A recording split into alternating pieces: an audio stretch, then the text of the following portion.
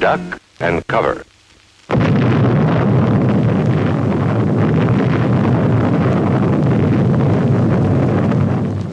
Hello and welcome to Surviving Classical Music. I'm Andrew Byrne. And I'm Mara Winter. All right.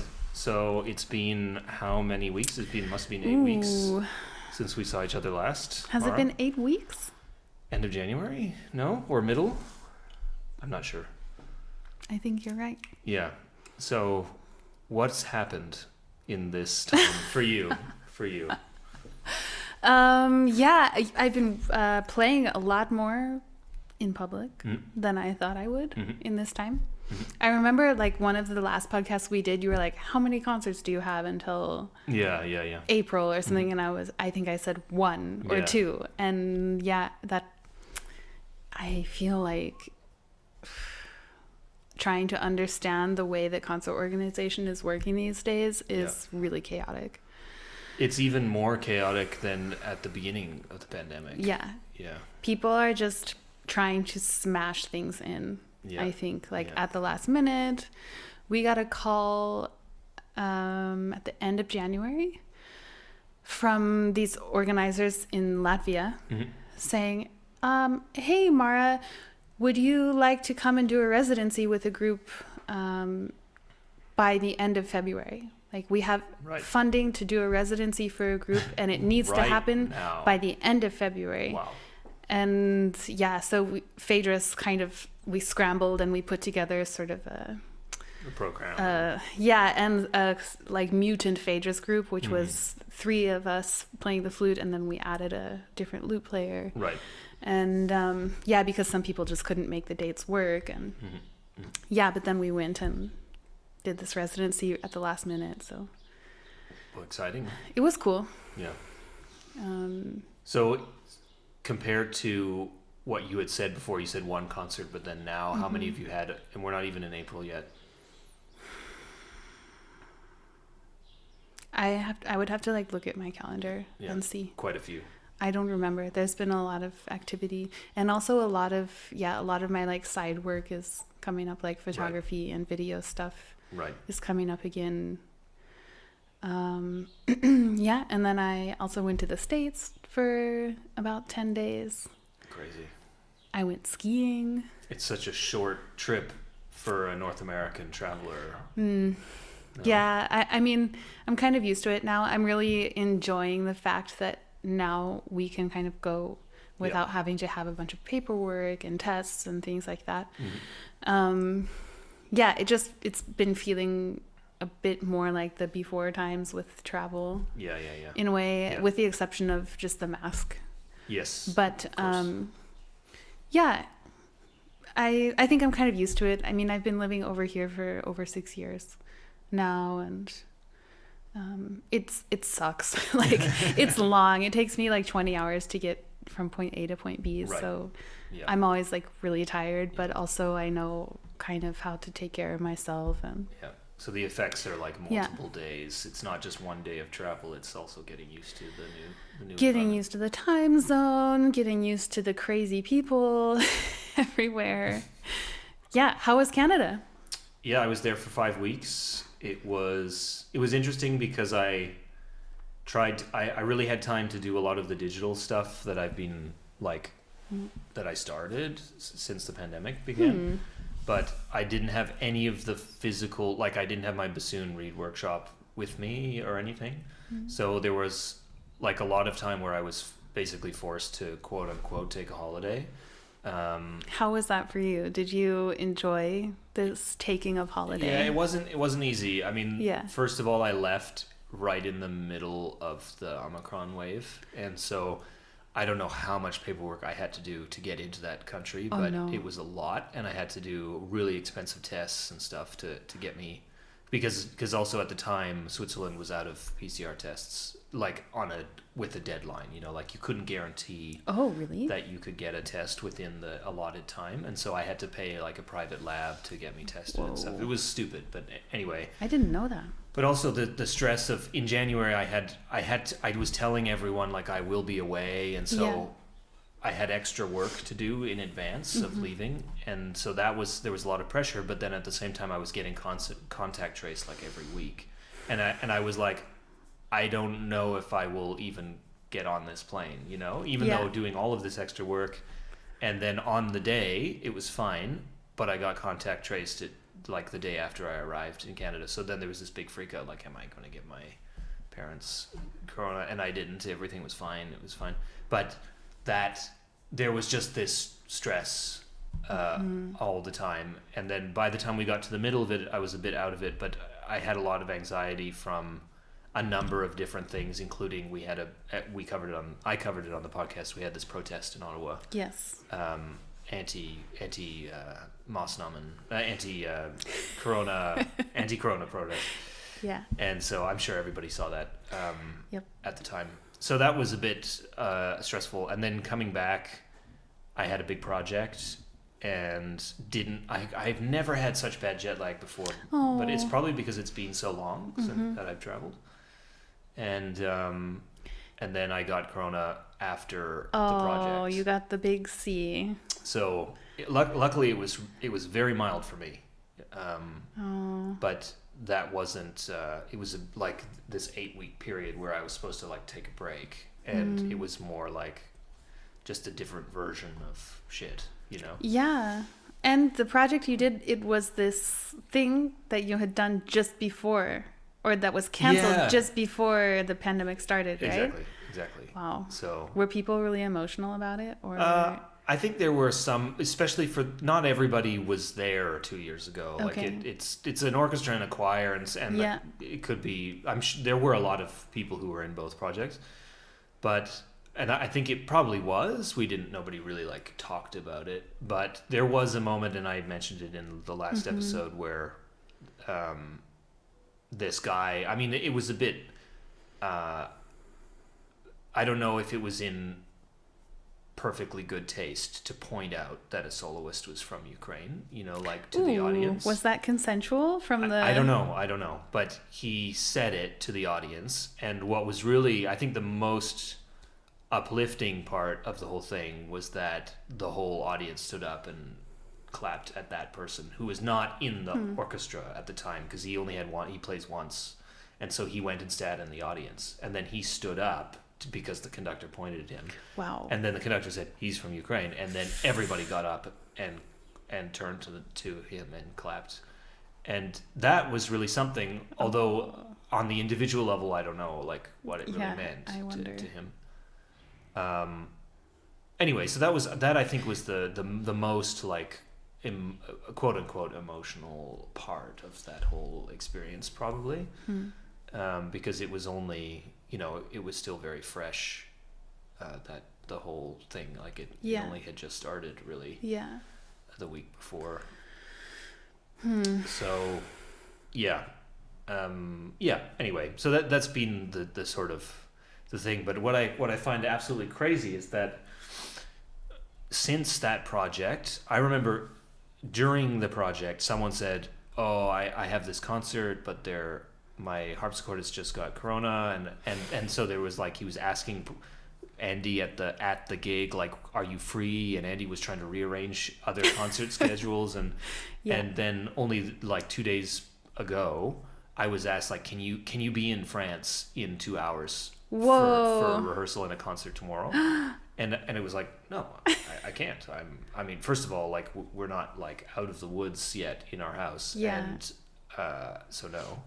But I can't be in the middle of France in 2 hours, you know? But it's just happening. Like, it's really exploding right now. I mean, also in our group, because Phaedrus has this concert in Basel next Wednesday.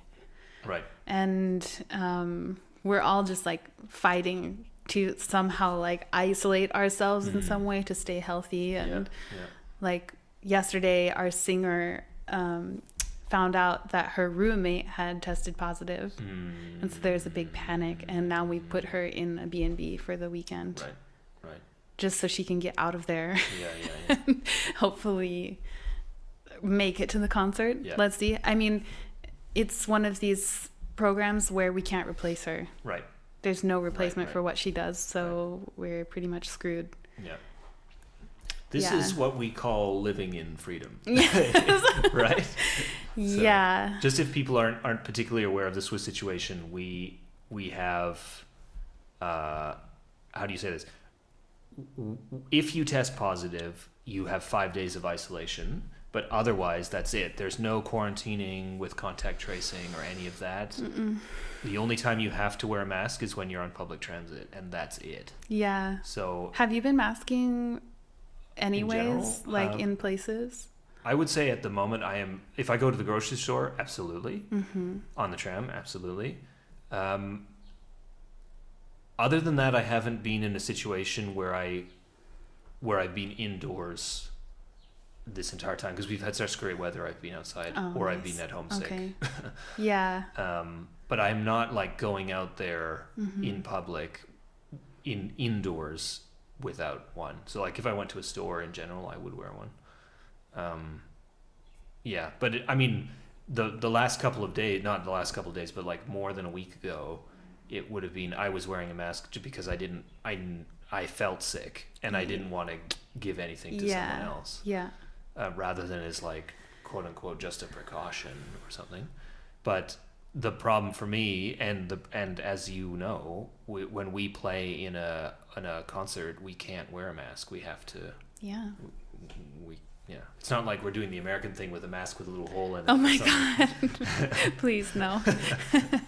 Yeah. We had so there was a Renaissance symposium on Monday, and there was this like morning of musical performances, and I wasn't planning on participating, and then I got a call the day before saying, "Oh, we're in a bit of an emergency." Yeah. Like I think 1 or 2 people in the consort, like the flute consort, had tested positive. Right. And so they asked me to come and play with them. Mm-hmm. So we played the thing, and then literally 2 hours after we played, I got a message from somebody in the group saying, "I have some bad news. I tested positive." So, which is kind of, now like looking back on it, like why did we do it that way? You know, it was obvious that more people were going to have it because you're sitting in a room blowing air at each other. Because they had already rehearsed with the person. Oh yeah, I mean they had been rehearsing. So then like some more people. Now I'm testing every day, but it seems fine. I just don't get. I don't understand what is better. I mean, obviously we're booking all of these opportunities, right? Yeah. And luckily the scene is so saturated with players that we can handle an epidemic, or a pandemic within, but at some point it's going to be like, I don't want to play a project and get sick. Mm-hmm. You know? At what point do we come to the realization that every project is a risk? I definitely feel like that one was kind of on me because I knew. Right. I was like, this is really risky. Yeah. But I can't say no to stuff like that. Yeah. I love it. Right. And I love my flute friends in Basel, so I couldn't say no to it. Yeah. But so it's really kind of my responsibility that I put myself in that situation. Right. But yeah, I just don't know, like it's too early to tell, because of course, like I don't know how many other countries really are following right now our style, like the Danish style, what they're calling it. And what I'm a bit concerned about is especially where you're in a really truly a freelance environment, which doesn't really exist everywhere. Yeah. That it could become, in the end, a point of unless we all just become immune. Yeah, hopefully. I mean, it seems like we're all getting it. Yeah. Yeah. I didn't get it yet, but I just don't. Like they're already. It was hard enough in January avoiding it, but we had those rules and there was contact tracing and all of that, and then now it's sort of like, oh, you have it. Oh, I just had it, and it's everywhere. I feel like we're in a big science experiment. Yeah. But it still goes on, Yeah. Music continues. Yeah. I'm curious to see what happens if a really nasty variant comes up. Mm-hmm. If we continue this policy or if we go back to something more restricted. Yeah. I mean, or it could just be, I'm not entirely convinced that the scene will change based on government rules now. I think that the government may make a suggestion or something, but I think we've decided now, basically, we're not going to stay indoors, like stay in our house. Yeah, yeah. They may say, we recommend home office, but they won't say, you must do home office or something. Yeah. And then it's really on us personally whether we want to take up that shit, you know. If it turns out that we can get sick far more often than we think we can or whatever, then it's a question of whether, you know, when there is an emergency, whether anyone will agree who's free to actually fill in. It's true. For a thing. So I mean the thing is that early music is so freelance based, whereas if you're in like your regular orchestra, you don't get exposed to all of these other situations, whereas you and I could play in 2 weeks 3 different concerts with 3 different groups. And also when you play in a fixed orchestra, it's not that hard to find a sub for you either. But for example, with Phaedrus, like if we lose somebody, like it's really improbable that we can replace them. Yeah. So the whole event goes down. Yeah, exactly. And I think, especially in early music, when you do something really obscure or weird, like the more precarious it becomes in a context like this. But I only knew I got it because I had been sick after this project where it was clear some other people got sick as well. And then for me, it was super mild. It was really, really mild. But then I had another project last weekend, and I thought, well, you know what, just to be safe, I'll get tested on the day before the first rehearsal. And guess what? It was positive. Oh, no. And I was like, oh, shit. Now I've lost 3 days of work, which I really could have used those 3 days. And I was just really lucky. There was someone, the third call I made was like, absolutely, and give me the music, no problem, and I'll be there tomorrow morning. Oh. But if that wasn't possible, the orchestra had said to me, it's my responsibility to find a replacement. What? Yeah. And I was like, oh shit. So I'm glad it worked out. That's a bit weird. I know, but if it didn't work out, I don't know what would happen to me. What does that mean? It's your responsibility, like that you would have to like pay them. Well, the funny thing was that the administrator told me, well, I'm leaving, like I can't deal with your problem because I'm leaving the office and I won't be there until tomorrow. Okay. And so it was, or I won't be able to even answer an email until very late tonight, and then tomorrow is the rehearsal. So it's like, it's basically not my problem. And anyway, it's your responsibility to find a replacement. And I was sort of like, okay. That's weird.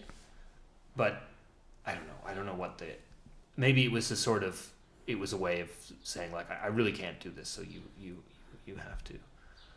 But it was a very strange situation, which gladly was avoided completely. You know, no, we never got to a flashpoint. You know. Yeah, I don't really understand why you would say it that way. Like, anyways, it's your responsibility. Well, like, I don't read the tone of voice in that way. Okay. But it was sort of like this is your problem. You know? Okay. So, yeah, I just thought it was very. I'm glad I found a replacement in the end, but it could have. I don't know how it could have gone. They really did need me for that. They couldn't have. They could have taken a cellist instead of me for sure, no problem. But that's not what they wanted. And anyway. What a mess. Yeah. Well, avoided. What a mess avoided. Yes. Yeah. Cool. So I mean, it's a strange thing that. That's one thing that really upsets me generally is that this is constantly something that we talk about, but it's the biggest hurdle to our lives at for the last 2 years has been either the regulations or the virus itself. And I think I feel like at the moment we're as close as we could have been in the fall. Did you hear about the big beef with Trinity Wall Street and the Conductor? I read something. I read only a headline, and I didn't follow up with it. Yep. What a mess. Wait, you have to say what it is. Yeah. So Trinity Wall Street is a New York City group, right? Yeah. Their conductor, Julian Wagner. I don't know how to say his name. Okay. I don't know the man. Wagner. Wagner. Oh, Wagner. Okay. Anyways, he's this big name, big fancy conductor, big personality in the early music scene. Last week, the former, who was she? She was basically the orchestra manager for Trinity Wall Street. Okay. But also at Juilliard with J415. This was in 2014. It came out. She went on Instagram and posted this story about how in 2014 she managed the Trinity Wall Street group when they went on tour in South Carolina, I think. Okay. And the conductor assaulted her. Oh, right. I remember now this and story. She hadn't, like, when it happened, she immediately wrote an email to him saying, like, it wasn't okay, this was not etc. But she also went to Juilliard and said, like, this thing happened. And he was dismissed from Juilliard. And he also wrote her back. Yeah, he even was like, I am so sorry, I was so out of line, basically. Right. Like, there's proof that this happened. Yeah. And or at least a sort of admission of guilt. Yeah. There, yeah. Right. Anyways, for many reasons, which are all really valid for Mary Poole, the woman who came out and said this, she decided not to pursue it legally, I think, and she didn't pursue it with Trinity Wall Street, I think, because of her career, and she was still, like, in the classical music world at the time, so I think my understanding is that she was sort of protecting her career. Right. But time went by, she left the classical music scene completely. She works in, like, labor now or something, so she came out and, like, finally said all of this publicly on Instagram, and it's just been, like, a total shitstorm since then. And I don't know, but very it's interesting. Beyond the statute of limitations as well, right? I think there is a lawsuit happening. A civil lawsuit. I think so. Yeah. I think so. Yeah. I don't want to say anything authoritatively because I'm not following it closely enough. Right. But I don't know. I just wanted to say I'm really happy for her, like, that she came out and said this, and that also that she has so much support. What was her name again? Mary Poole. Mary Poole. Pool. E. Poole. Yes. Okay. Yeah. Yeah. It was a bit strange, like, the conductor from Trinity Wall Street, he was fired a few days later, and then he came out and, like, made this really weird statement that was very much people are saying it's very much like gaslighting, because he's saying, like, oh, but you wanted this, you were part of this, you know, just trying to, like, confuse everyone, and also saying things about his family, like, sort of, like, bringing his family into it in this very very self-serving way. Maybe we can get the links to these things into the Yeah. podcast so we can read them all, both her post and his response or whatever. Yeah. But it was also really interesting to see from the sort of East Coast early music community a lot of other people coming out and saying, I knew about this. I was there. Like, I witnessed parts of this situation playing out, and, like, I support Mary Poole. Like, this was real. This happened. And also other people saying, like, I experienced some weird stuff from this guy too. But it's just amazing to me that, for example, like, the people at Trinity Wall Street really knew about his behavior and that he had a pattern before. And also the people at Juilliard seem to have known, because when Mary Poole reached out to some people on the Juilliard faculty, she even got a response from somebody, like, laughing and saying, oh, that's just how he is, you know. Right. Please. Yeah. And then, like, the last thing was that this guy was until, like, yesterday or a couple of days ago, he was one of the finalists in the new candidates for artistic director at the Oregon Bach Festival. Right. And the Oregon Bach Festival was just silent. Which is without scandal in itself, right? It's sarcastic, right? Yeah, that's sarcasm. Well, it's kind of crazy because OBF was really, like, trigger happy with another situation with Matthew Halls. Exactly. Where I think, I hope I'm not wrong with this because it's been a few years, but like, that came out that he, like, didn't do anything, maybe, but I know the story on that one, but we don't have to talk about it. That was, like, a whole other mess, but I mean, he was fired without consultation of the person they claim to be protecting. Yeah, and then that person came out and was like, this shouldn't have happened. Exactly. He was like, we were sharing a joke, and some white lady heard it and said that he was being racist to me. Yeah. Reggie Mobley. Exactly. Yeah. Said nobody consulted me. Yeah, so I was surprised to see that OBF was just in silence about this particular situation, especially when people on social media were calling for them directly to like take him off the list. Right. And also it was observed publicly that there are no women on OBF's finalist list. It's just another panel of men.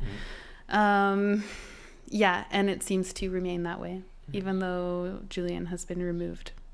So there's only 2 now instead of 3 or whatever it is. They just took I'm not one, sure. I think they just took him off. Right. Yeah, maybe they'll add somebody, but... Right. Yeah. Crazy. My blood is boiling. Okay. Yeah. I don't know, like it's not... This is not a topic that comes on this podcast very often, also because it's sometimes too close to home.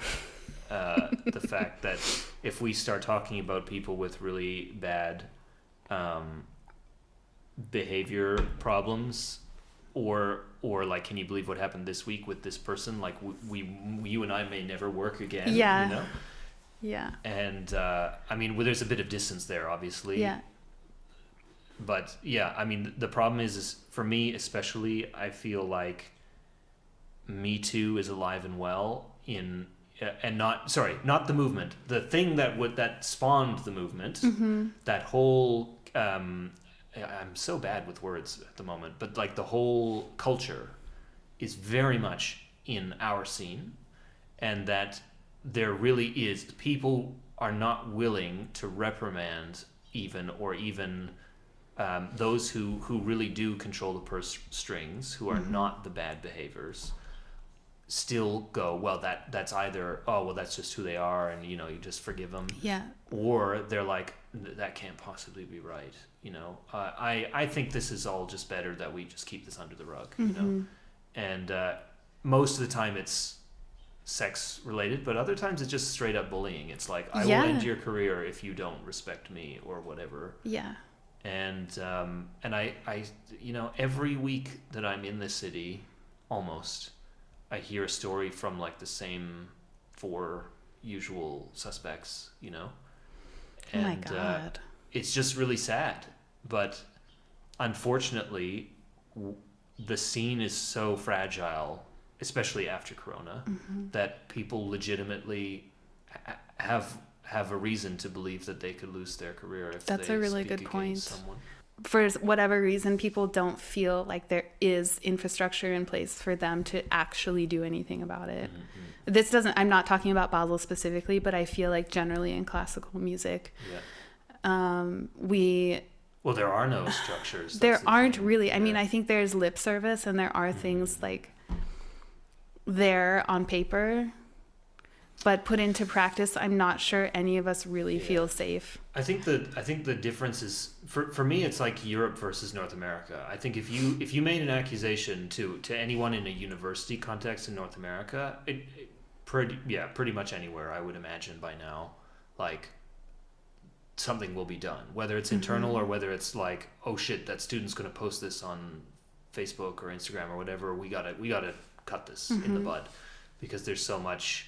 The universities are still places where a lot of 18-year-olds like live, and so they can't be accused of having an environment where sexual assault could happen. Like, so they will do anything it takes to avoid the idea that it's not safe for people's children to live at their university. Right. So I could believe that more action would be taken based on an accusation, but in Europe, especially in the conservatories, it's like, what are you talking about? This is like the best player ever. Why, Yeah. What this person is the most, like, they're the reason why all the students come. So why would you sabotage this? Yeah.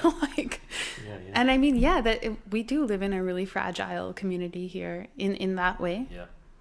And I think especially now with this. I mean, we just I mean, the whole discussion before this was actually like where everyone's getting called to replace everyone. So actually, maybe it's not as fragile in that sense. But yeah, I'm just not convinced that a lot of people are leaving school going like, there's a very clear career path for me, and it's okay for me to burn a bridge if I must. You know. Totally. I don't know, but again, I'm not like 26 and just out of school. I'm older, so yeah. And I'm very much, I don't owe anyone anything in that sense. Like if someone for whatever reason assaulted me, I would have no problem. You know, first of all, I would also go through the legal process of it as well, because I don't think if you're going to make an accusation in my mind. If you're going to make an accusation, to me, making it along the legal side as well, it shows that this isn't, to me, shows that it's not about a personal vendetta. It's about I am using all of the avenues that I must to show that this isn't right, and society says it's not right, and society is going to take its course as well. That's how I would go about it for myself. Totally. But I also would say that you have a really different identity from maybe a very young female, exactly. Someone who's maybe just starting in Basel. Exactly. No, absolutely. I'm confident enough to believe myself. Whereas I think there are certain moments where someone's above you saying, was it really that? Yeah. And I don't know, you know. Yeah. Whereas if they consulted like a defense attorney for one, or not even a prosecutor, they would be like, oh no, it really is bad, you know. Yeah. But not a defense attorney, prosecutor. Yeah, it's just unfortunate that the toxic personalities still exist. I mean, I think in some cases people are very much aware that those people are toxic, but they just won't do anything about it. And in others, I think it's much more subtle, you know. It's much more along the Me Too lines. Yeah. Where it's sort of like, what did I just do? And did it work? Did the thing that I want happen? You know, like. Yeah, there's that other side of it too, of manipulating this dynamic for your benefit, which I also see. Yeah. Maybe even more in Basel than like the straight up harassment and assault thing of people really taking advantage of like super inappropriate dynamics. Yeah. That's the thing is that I think so many people, when they think about, especially this sort of the sexual assault dynamic of a like a teacher student or of a conductor player or whatever, you know, like someone in power versus someone who's not, that they imagine it being like violent, that in some way, that I think some people imagine that it's like it's terrible and you think it's traumatic when you're going through it, but it's not necessarily that. It's something which is can be extremely subtle and winds up into something which you maybe believe yourself is an honest. Yeah, but there are many kinds of violence, you know, and even when something is subtle, like there can still be trauma and there can still be this like kind of violence that happens like underneath in a way, and that's really difficult to deal with, especially over the long term. You know, like sometimes your body even like experiences something that you didn't even track. Yeah. And then it comes to you later. Yeah. And No, this I obviously I have no experience of this, but I know that some friends of mine have had that experience, you know, where something happened but they'd never, as you said, registered. Yeah. And then it came back later. Yeah, this is a crazy thing. It's amazing, especially like I feel like women in general, at least in my experience, are kind of conditioned to not respond to certain things when they're happening, or to like even as a defense mechanism, just let something happen, even subtle things, you know, but just let these sort of like tiny aggressions happen. But your body still records them, and it's not like that like horrible traumatic thing, even when it's subtle. Like it's not going anywhere, like that sticks with you. And I don't know, there's just so much of that. And I think the one thing though for me, which is, I don't know if this is we are talking about the extremes, and we're not talking about like your average European conservatory experience. Like we're talking about it right now because we're in it, and we know that people like this exist and that's going on right now, but it's not like it's happening everywhere all the time in every classroom and that sort of thing. And what I find is if you go to the sort of average conservatory one-on-one experience versus the average North American one-on-one experience that I'm more now observing than I am a part of in North America, because the last time I was in university in Canada was 2012, right? So it's actually quite a long time has passed. But here I feel that there's much more of a relationship that is, I hate to use the word unprofessional, but it's much more of a one-on-one friendship relationship. Totally. And in North America, the relationships that I have observed in major conservatories and universities is that it's very much like, I am the prof, you will call me professor or whatever, and you're the student, and we will maintain physical distance from each other at all. I mean, obviously outside of Corona times, like it's very much like, you stay away from me and I will stay away from you, and if we have to, we will keep the door open. Like it's this very like, we need to legally make sure that nothing could possibly happen between the two of us. Yeah. And what I wonder is how does that relationship, those differing baseline relationships, affect the student's relationship with making an emotional tie to music in general.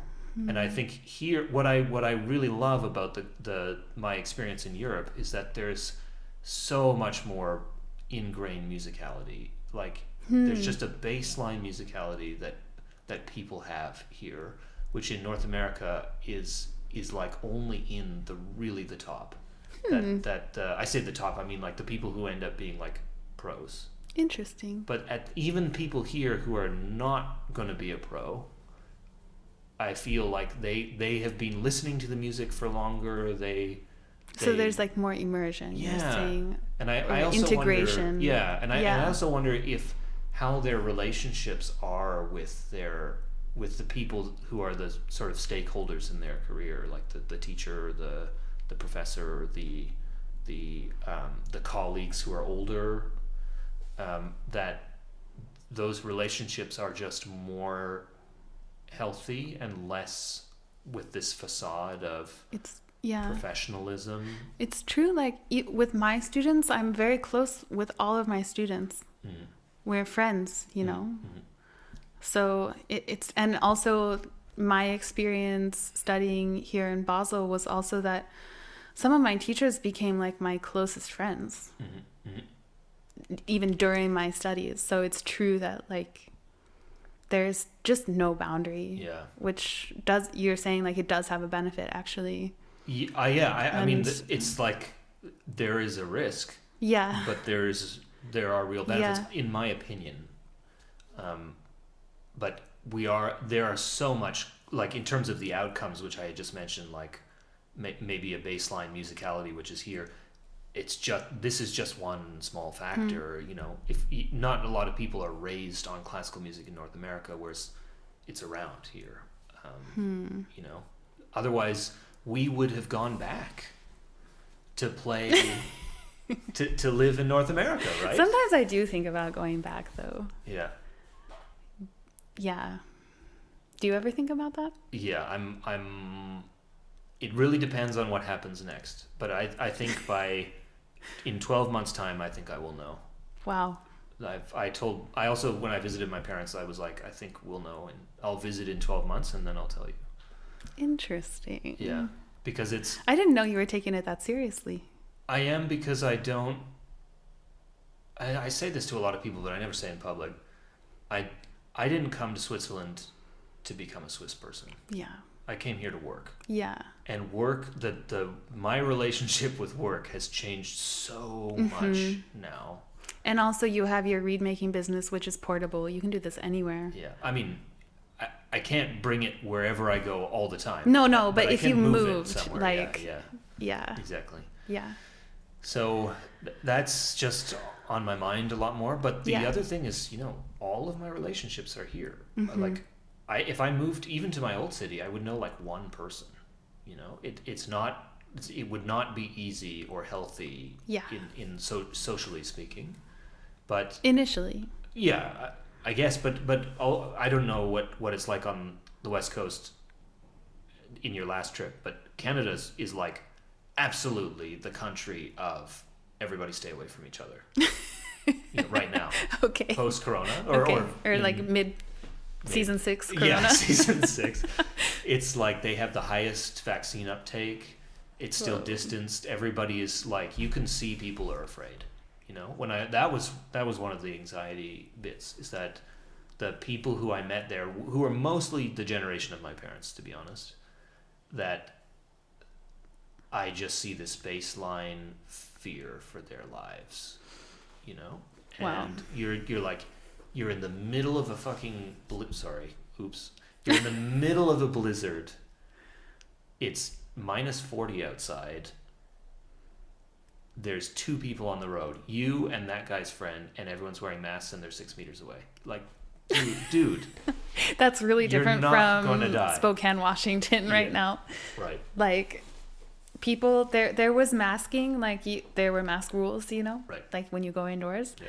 But I would say like 75% of people were just straight up ignoring that. Yeah. Just not caring. Including the owners of the business and stuff. Yeah. I found this very irritating, or like not irritating, but just disappointing. Yeah. Like for me, wearing the mask was always like trying to look out for others, being responsible about like being a human living on the planet, and But there then people just don't care there. Is it not caring, or is it like, I'm Republican and therefore I'm not wearing a mask? I'm not sure. Okay. Because I couldn't interview everyone. Yeah, right. Are you a Republican? Sure. But knowing Spokane, I think many Yeah. were sort of right-leaning. Okay. Yeah, this is the thing. Washington State is this big mix, right? Depending on Yeah, where you Spokane are. is quite far right in a way. Well, no, I take it back. It is the Republican district. Right. But more and more in the past 10 years, there's young people moving back, which means there is political transformation happening. Right. Yeah. Right. Interesting. Yeah, I think it's a changing environment right now. Yeah.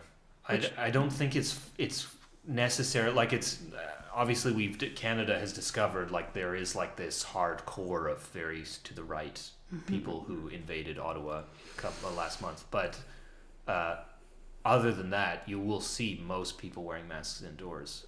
I don't know about now because it's like opened up now, but that's the thing, is that people are very risk averse there, and what I don't know is how that will really affect like life, into social life. Like, what happens if you, like, where do you meet your friends? Like, are you going to make new friends? And if so, how? Whereas before it was a quote unquote organic thing, and now I'm not entirely sure how but that why will do you change. have to go back to Ottawa? Oh, no, I'm not saying I would go back to Ottawa. Okay. But wherever you go, then the question becomes like, how does it happen?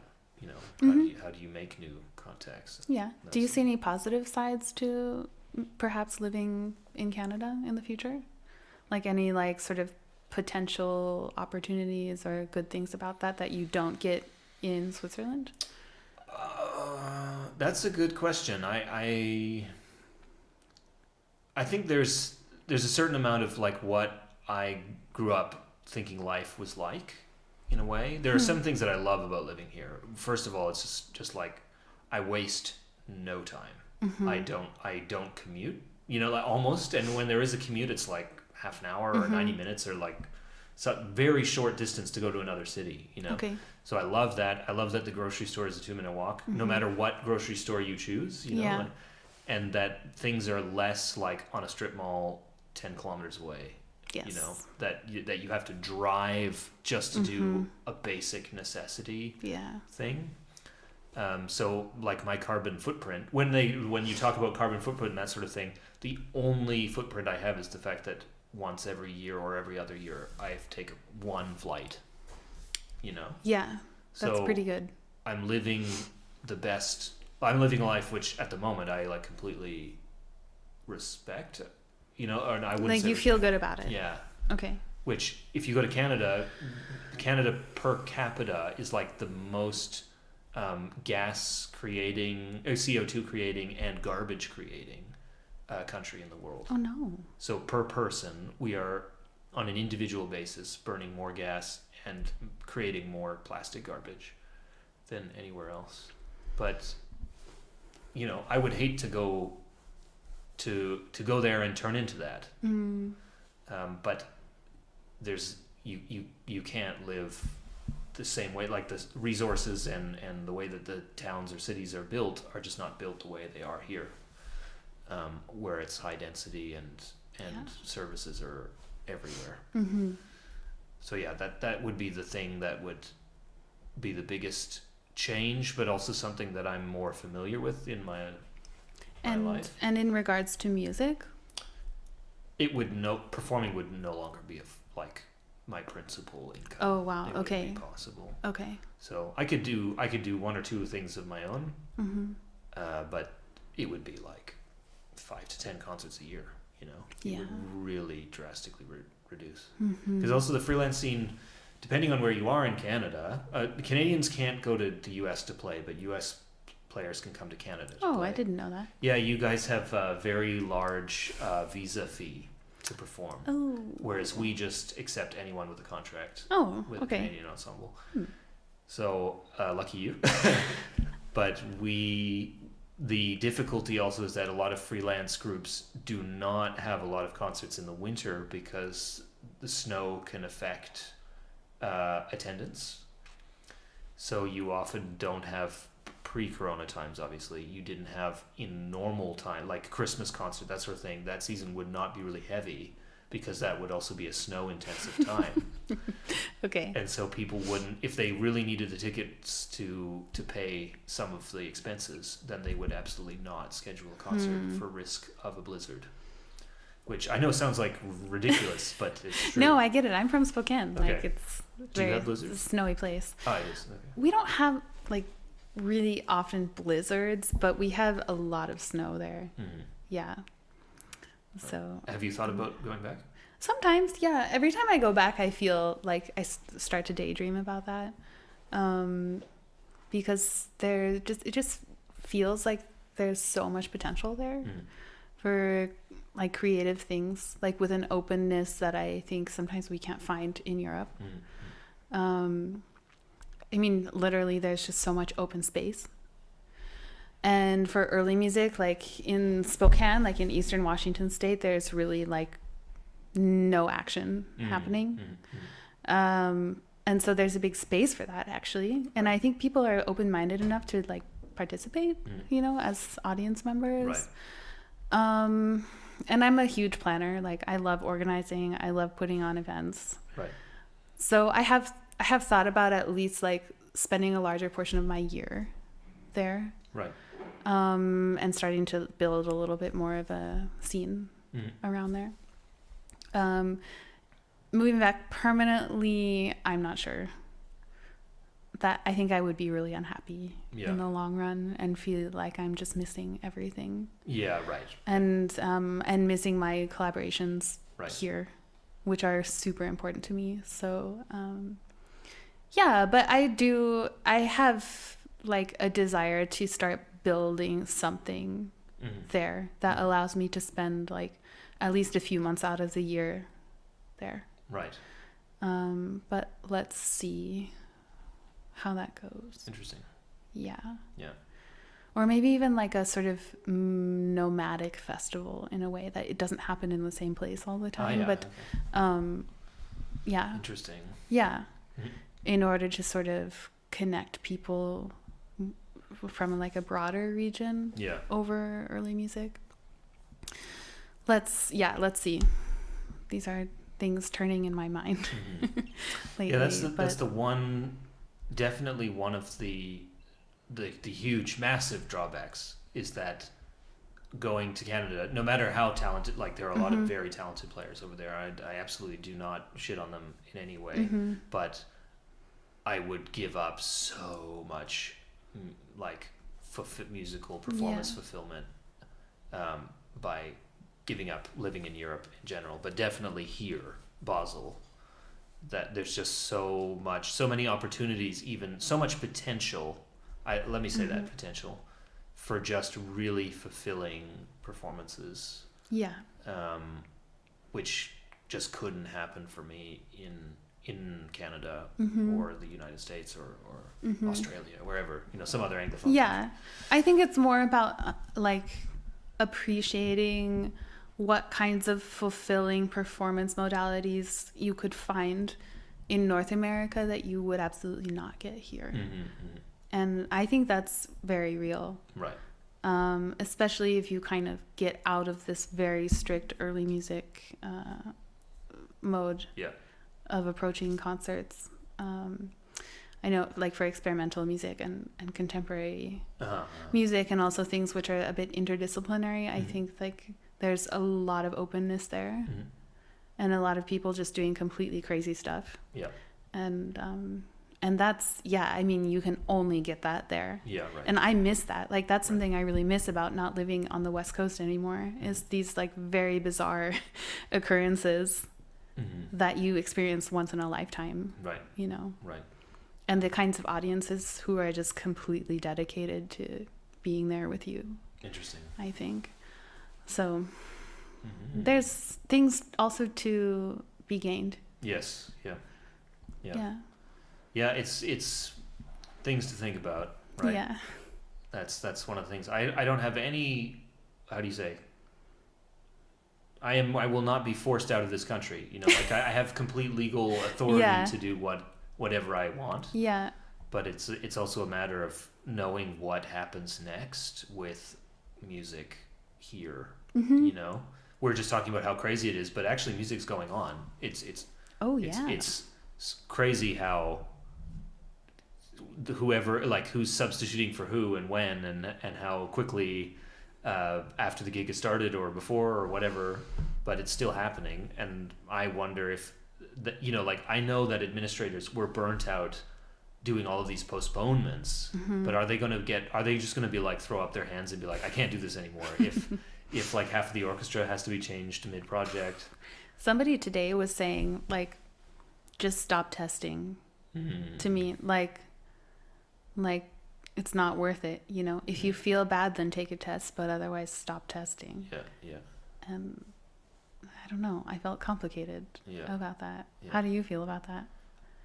I mean, I don't test unless I'm sick. Yeah. Right. I mean, or if somebody is sick and was like, I just breathed in your mouth, Yeah, I would take a test. You would. Sure. Okay. But I mean, it's also like, for me, it's about, I don't want to go like head first into a project where I get really ill and then I'm in another country or in another city. Yeah, that's for sure. I absolutely don't want to be that guy who has to quarantine in like a 5-star hotel, Enough of this. Yeah. All right, I think we've done justice to this podcast. We did it. It's been an hour, so we nailed it. Okay. I think. Thanks very much for watching. If you have any questions, please send us an email. All of the links are below in the description of this podcast or on YouTube. Thanks very much, Mara. It's been a good one. Yes. Thank All right, you. See you later.